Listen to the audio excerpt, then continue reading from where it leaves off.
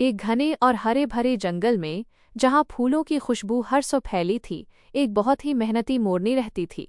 उस मोरनी का दिल शहद जैसा मीठा था।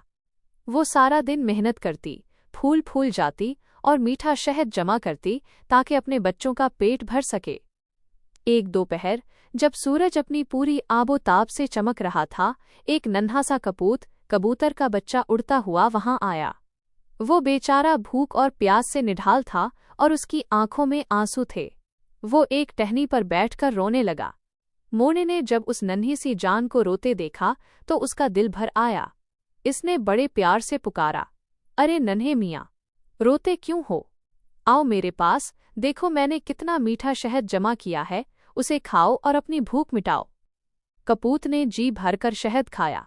इसके नन्हे से वजूद में जैसे जान आ गई। इसने खुश होकर कहा, सितारा, थैंक यू मोरनी आपा, आप तो बहुत ही अच्छी हैं। मोरनी मुस्कुराई और बोली, सितारा बेटा, यही तो दोस्ती है, जब भी जरूरत हो बिला झिझक आ जाया करो। कुछ दिन गुजरे, अचानक जंगल में एक खौफनाक तूफान आ गया। काली घटाएं छा गईं और जोरदार हवाएं चलने लगीं। मोरनी एक खुले मैदान में फंस गई थी और उसे छुपने की जगह नहीं मिल रही थी। तभी इसे दूर से एक छोटी सी उड़ती हुई चीज नजर आई।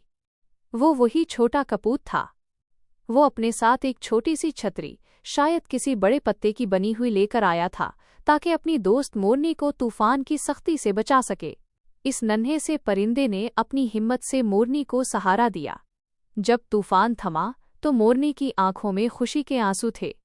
उसने कहा, आज तुमने मेरी जान बचाकर साबित कर दिया कि तुम वाकई एक सच्चे दोस्त हो। सबक: सच्ची दोस्ती नकद देखती है न ताकत, वो सिर्फ एक दूसरे के काम आना जानती है।